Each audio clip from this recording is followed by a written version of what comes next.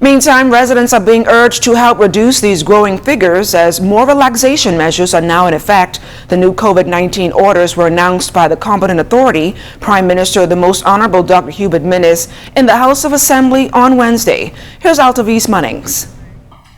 As the number of confirmed COVID-19 cases in the Bahamas nears 3,500, Prime Minister the Most Honorable Dr. Hubert Minnis made it clear in his COVID-19 communication in the House of Assembly Wednesday, the second wave of the COVID-19 pandemic is not over, and the Bahamas is likely to face a third wave.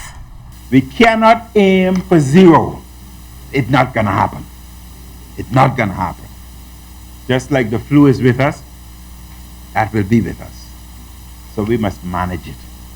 So we have to live with it. But let's keep the numbers down. That's the most important thing. Down. And if we keep the numbers down, we are okay.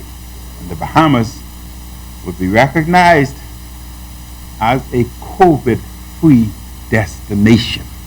And while making plans to achieve that goal, the Prime Minister announced several relaxations to the emergency powers COVID-19 orders. He confirmed that commercial and additional social activities will now resume on Andres, Auckland's, Crooked Island, Long Key, Berry Islands, Bimini, Cat Island, Eleuthera, Grand Bahama, Inagua and Mayaguana. Health officials recommend that a 10 p.m. to 5 a.m. curfew remain in effect for Grand Bahama. Health officials also recommend that beaches remain open daily on the Grand Bahama from 5 a.m. to 12 noon for the time being. And because of the number of cases on New Providence, Mr. Speaker, the provisions under the current emergency powers orders will remain in place. And further, because of the performance of indicators being tracked by health officials, the provisions under the current emergency powers order will also remain in place for Abaco at this particular time. Well, beaches in Abaco can now open daily between 5 a.m. and 10 p.m. Weddings can be held in a religious facility following protocols and health-approved guidelines for church services.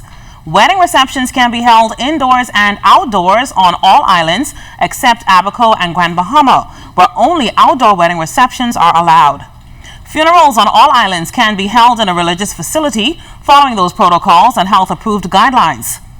Graveside services with 10 people in attendance, not including the officiant and mortuary personnel, are allowed.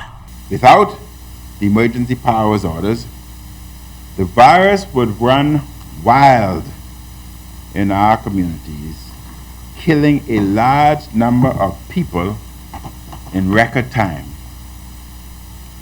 This is how serious this crisis is, Mr. Speaker. That is how infectious and deadly this virus is. The Prime Minister also underscored government's commitment to reopening our #1 industry by mid-October with the necessary protocols in place. So we'll present very soon, Mr. Speaker, a plan to remove both domestic and international quarantine related to travel. I again urge the Bahamian people that this can be successful. The Bahamas can be the envy of the world. Our tourism product can bounce back. Our borders can be opened safely. But we must travel with our Scud Messiah. I'm Altavis Munnings, ZNS Network News.